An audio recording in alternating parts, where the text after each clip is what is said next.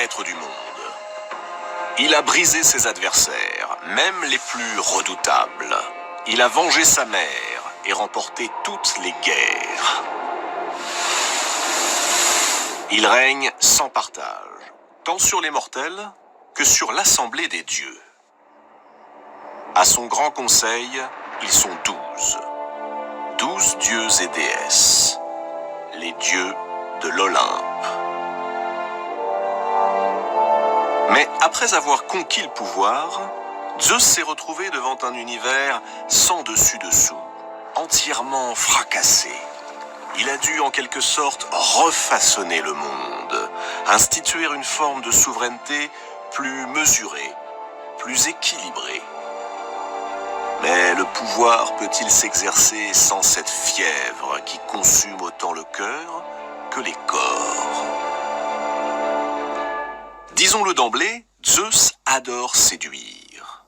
Et c'est précisément en collectionnant les épouses et les maîtresses qu'il va renforcer son propre pouvoir. Zeus se dote des vertus de chacune de ses conquêtes.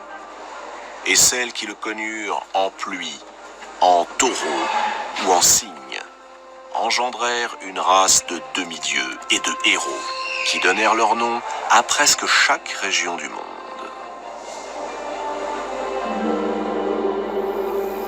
Les amours de Zeus ne sont donc pas seulement des amours galantes. À travers ses passions, le maître de l'Olympe impose indirectement sa loi. Une loi qui passe par l'instauration de règles et de normes qu'il est interdit de transgresser, sous peine de subir un châtiment terrible. D'une certaine façon, Zeus associe l'amour et l'ordre. D'abord, il y eut Métis, une belle océanide, Métis. Elle incarne la prudence, mais aussi la ruse. Par ses précieux conseils, dans les premiers temps du monde, elle avait permis à Zeus de venger sa mère et de sauver ses frères et sœurs. Alors, est-ce pour lui manifester sa gratitude que le maître de l'Olympe lui demande sa main? La reconnaissance n'est pas le fort des puissants, non. Métis lui plaît. Elle lui plaît même beaucoup. Comment résister à une demande en mariage lorsqu'elle est faite par le roi des dieux? La jeune nymphe est flattée, sensible à l'honneur qui lui est fait.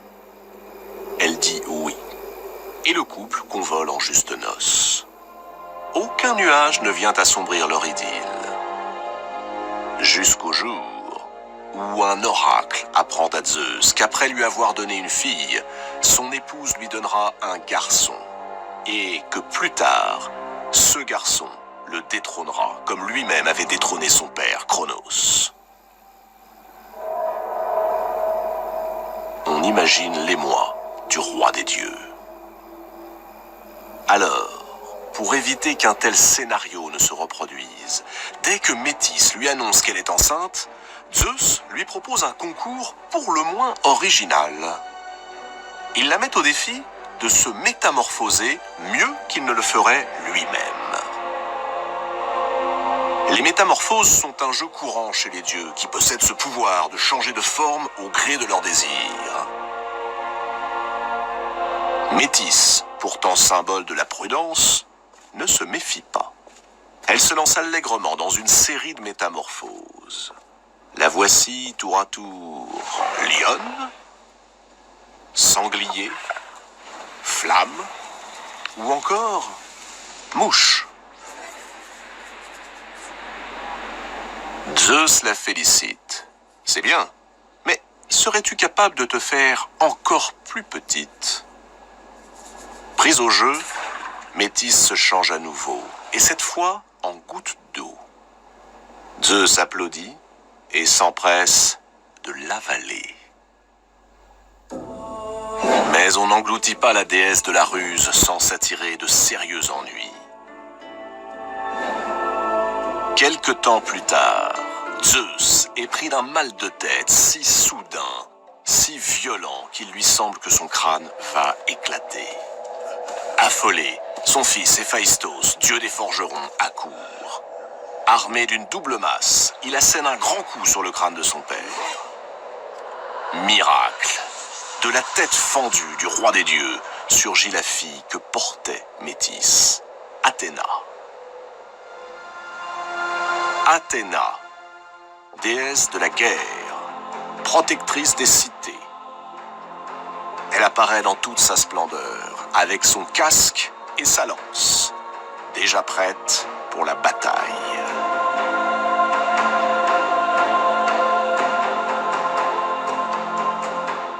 La mère de Zeus, Rhéa, s'est vite aperçue des inclinations de son fils. Elle pressent les conséquences désastreuses de son instabilité sentimentale et sexuelle, et elle lui interdit de se remarier. Interdire? Comment ose-t-elle? Aurait-elle oublié qu'elle s'adresse au maître de l'univers? Piqué au vif, Zeus menace sa génitrice de la violer sur le champ. En guise de réplique, Rhéa, peu impressionnée, se métamorphose en serpent, prête à bondir sur son fils. Zeus en fait autant.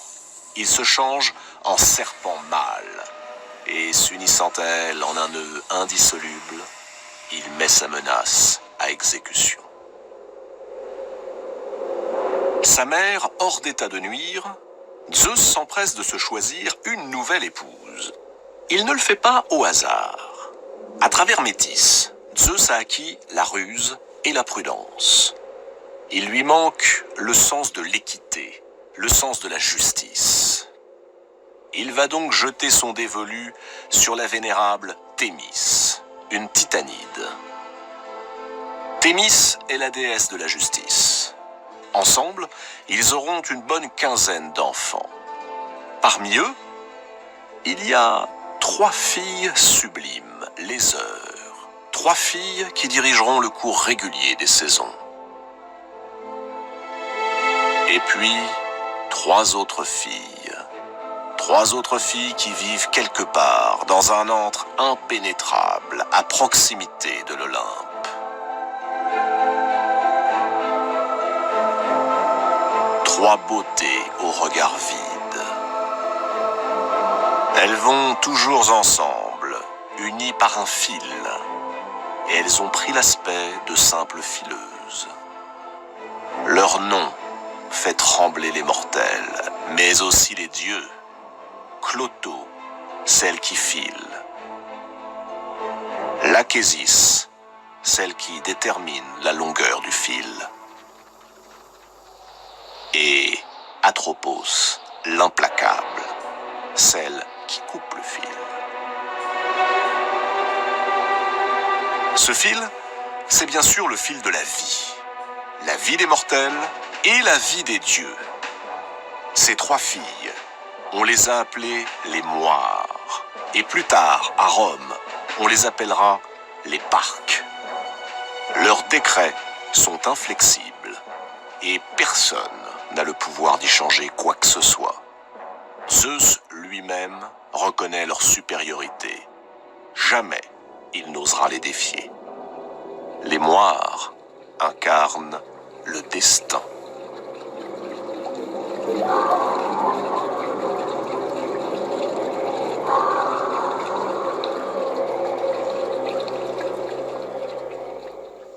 Assez rapidement, Zeus répudie Thémis, tout en la gardant auprès de lui comme une sorte de conseillère. Zeus possède donc déjà la prudence, la ruse et la justice. Mais qu'est-ce qu'un roi sans reine? Cette reine, Zeus va la choisir dans sa propre famille. Et l'inceste étant monnaie courante dans l'univers des dieux, cette 3e épouse de Zeus ne sera autre que sa propre sœur, la déesse Héra. Violente et irascible, jalouse également. Frères et sœurs s'unissent dans le secret sur l'île de Samos. En fait, avec Héra, Zeus fut pris à son propre piège, car Héra a commencé par refuser ses avances. Après avoir tenté à plusieurs reprises de la séduire, en vain, Zeus prend l'apparence d'un jeune oiseau tombé du nid et grelottant de froid. Émue, Héra recueille le petit animal, le prend contre elle et commence à le réchauffer. C'est le moment que choisit Zeus pour reprendre forme et tenter d'abuser d'elle. Loin de se démonter, Héra déclare qu'elle serait prête à se donner à Zeus, mais à la condition qu'il promette de l'épouser. Zeus, tout à son désir, accepte. Et la belle déesse se charge rapidement de lui rappeler son serment. Il faut dire qu'Héra ne manque pas d'atouts, même si sa beauté, dont elle prend grand soin, est un peu stricte. Elle est la déesse aux bras blancs. Irrésistible.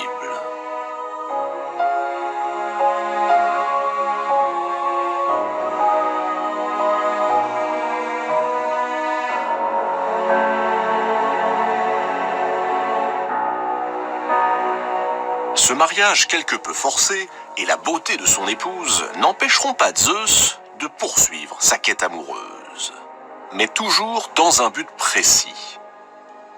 Il est maître de l'univers et cherche à renforcer ses liens avec les différents éléments naturels.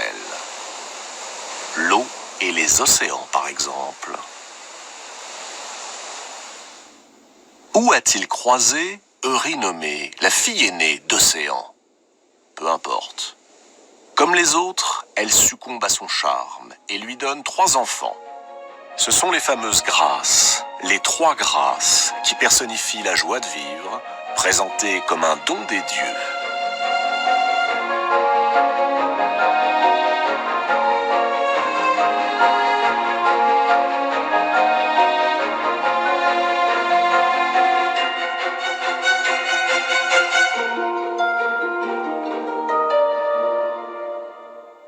Plus tard, Zeus ne passera pas moins de 9 nuits auprès d'une autre titanide, la belle Mnémosyne, la mémoire, qui lui donnera 9 filles, les muses.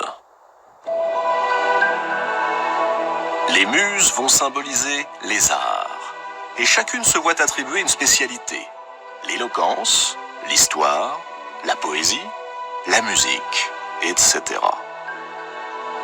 Les muses partagent leur temps entre l'Olympe, à chanter aux dieux leurs exploits, et le mont Hélicon, où coule, dit-on, une source qui souffle l'inspiration aux poètes. Parmi toutes ces divinités, il en est une dont la beauté est aussi mystérieuse qu'insurpassable. C'est la déesse de la nuit, Leto. Depuis toujours, Zeus la désire. Et il a envie d'un garçon. Il veut un garçon magnifique, un enfant qui serait le dieu de la lumière solaire, le dieu de la musique et de la poésie. C'est la déesse de la nuit qui le lui donnera. A-t-il oublié Héra, son épouse, aussi jalouse que revancharde? Leto est une maîtresse que Zeus honore régulièrement. La voilà bientôt enceinte de jumeaux. Mais la reine de l'Olympe, exaspérée par cette nouvelle incartade de Zeus, lance à la poursuite de la malheureuse Leto un monstre surgi des profondeurs de la terre, le serpent Python. Héra décrète en outre que jamais Leto ne devra trouver de repos là où brille le soleil. Voilà donc la malheureuse obligée d'errer à travers la Grèce, jusqu'à ce que, saisie déjà par les premières douleurs, elle atteigne une petite île de la mer Égée qui veut bien lui donner asile.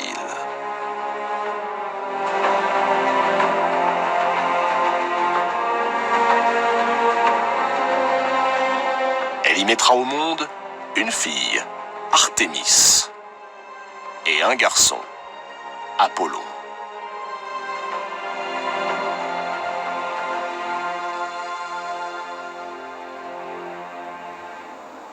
Mais les déesses ne sont pas les seules dont Zeus tombe amoureux. Les femmes mortelles, font également battre le cœur du dieu des dieux. Et c'est un problème. D'abord parce qu'il n'est pas dans l'ordre des choses que dieux et mortels se mélangent. Ensuite, parce que les simples mortels ne peuvent contempler un dieu sous son apparence divine. Une femme sur terre est en train de rendre Zeus passionnément amoureux. C'est la fille du roi de Thèbes. Elle s'appelle Sémélé. Pour obtenir ses faveurs, Zeus n'a pas d'autre choix que de se déguiser en prince charmant.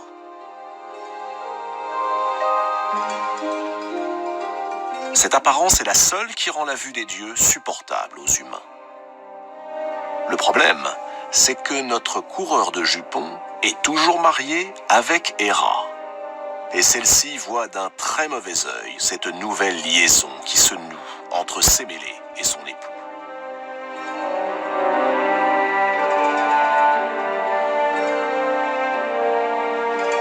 Héra n'entend pas se laisser faire. Elle prend l'apparence de la nourrice de Sémélé, une vieille femme que Sémélé adore et qui a toute sa confiance. Elle lui rend visite. Sémélé est déjà enceinte et sur le point d'accoucher. Cet homme qui prétend être Zeus, lui dit la vieille nourrice, es-tu bien sûr qu'il n'est pas un imposteur? Qui te prouve qu'il est bien Zeus? Demande-lui donc une preuve. Si Zeus est vraiment ton amant, qu'il se montre nu devant toi, dans toute sa majesté, ainsi qu'il apparaît aux autres dieux. Ces propos ne laissent pas Sémélé indifférente. Elle se met à douter. Cet homme, son amant, est-il vraiment Zeus? Quand ce dernier vient lui rendre visite, elle le supplie de se montrer tel qu'il est réellement. Zeus refuse. Il sait trop quelles seraient les conséquences. Sémélé insiste. Zeus résiste. Puisque c'est ainsi, menace Sémélé, tu n'auras plus accès à ma couche. Zeus, fou de désir pour Sémélé, capitule. Et sous le regard ébahi de son amoureuse, il reprend son apparence. Aux yeux des mortels, Zeus est le tonnerre et les éclairs. Non seulement le palais tout entier s'embrase, mais aussi la pauvre Sémélé. Elle a tout juste le temps d'accoucher avant d'être consumée par les flammes. Miraculeusement, le feu épargne son enfant. C'est un garçon. Zeus le recueille. Il s'appellera Dionysos.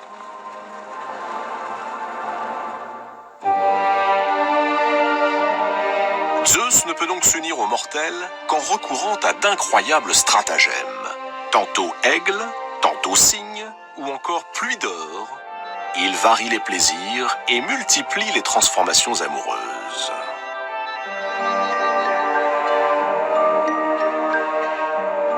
Quand il aperçoit une superbe jeune femme qui joue sur la plage, Zeus s'enflamme à nouveau. C'est une princesse, la fille d'un roi sur la côte asiatique. Comment l'approcher? Elle mène son troupeau au pâturage. Zeus prend alors l'aspect d'un taureau éblouissant, à la robe couleur de neige, aux muscles du cou saillants, pourvu de cornes plus diaphanes qu'un diamant d'eau pure.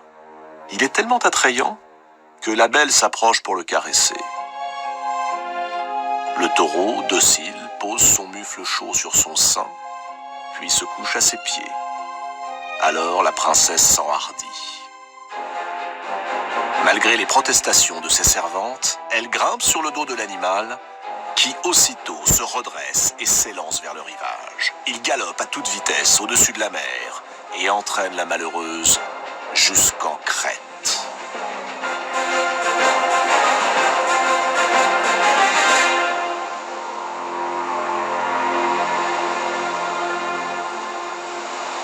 Une fois arrivé, Zeus reprend forme humaine et passe à l'acte. Cette princesse venue d'Asie et qui désormais vivra ici en Crète s'appelle Europe. Pour remercier l'animal qui lui a permis d'enlever la princesse, Zeus le place au milieu des étoiles. Gardez les yeux au ciel. Non loin de là, voici la grande ours. Son véritable nom est Callisto. En grec, Callistos veut dire ce qu'il y a de plus beau. Il n'est donc pas étonnant que Zeus se soit pris de passion pour cette nymphe. Seulement, elle fait partie des servantes de la déesse Artémis. Artémis est la déesse de la chasse, mais aussi la déesse de la virginité. Callisto a donc fait vœu de chasteté. Aucun homme n'est toléré auprès d'elle, ni auprès de ses camarades, les vierges chasseresses. Le dernier qui a transgressé cette règle, un chasseur nommé Actéon, a connu un châtiment atroce. Artémis l'a changé en cerf et l'a fait dévorer par ses propres chiens.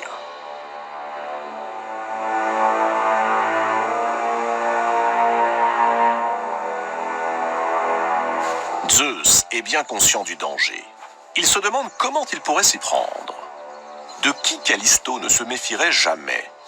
De la déesse qu'elle sert, bien sûr, Artémis elle-même. C'est sous les traits de la chasseresse qu'il se présente à l'élu de son cœur. Il est là, ou plutôt elle. Callisto ne voit que sa maîtresse qui lui fait les yeux doux et la couvre de caresses voluptueuses. Le corps de Callisto frémit et s'abandonne.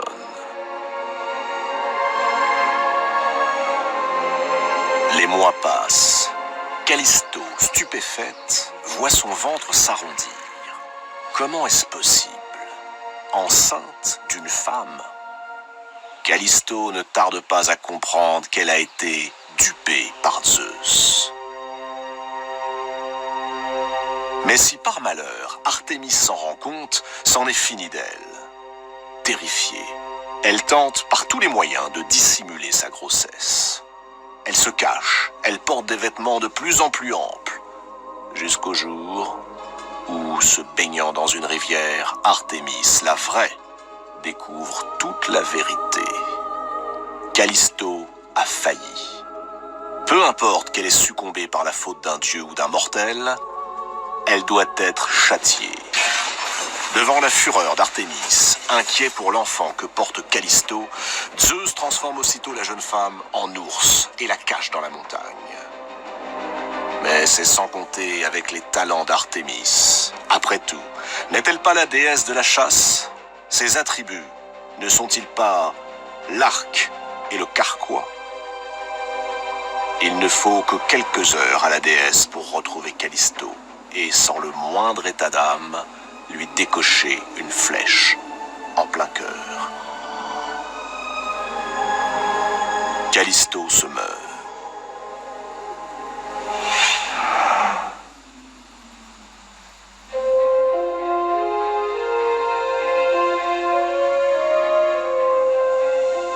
Alors Hermès, le fidèle Hermès, le messager des dieux, dépêché par Zeus, s'empresse de sauver l'enfant que portait Callisto. C'est un garçon, Arcas. Il sera roi d'Arcadie. Et la pauvre Callisto? Zeus ne l'oublie pas. Il récupère son corps, le dépose dans le ciel. Ce sera la grande ours.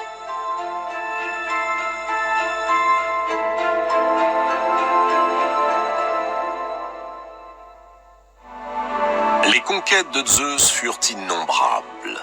Chez les déesses, Zeus a cherché les vertus qui lui manquaient. Mais il a aussi passé son temps à chercher la beauté, la seule et simple beauté, pour le plaisir, partout où elle se trouvait, chez les déesses ou chez les mortels. Zeus a beau être le maître de l'Olympe, lorsque l'amour s'en mêle, il ne parvient pas mieux que nous autres mortels à vaincre ses désirs. Il est ce roi des dieux humain, bien trop humain.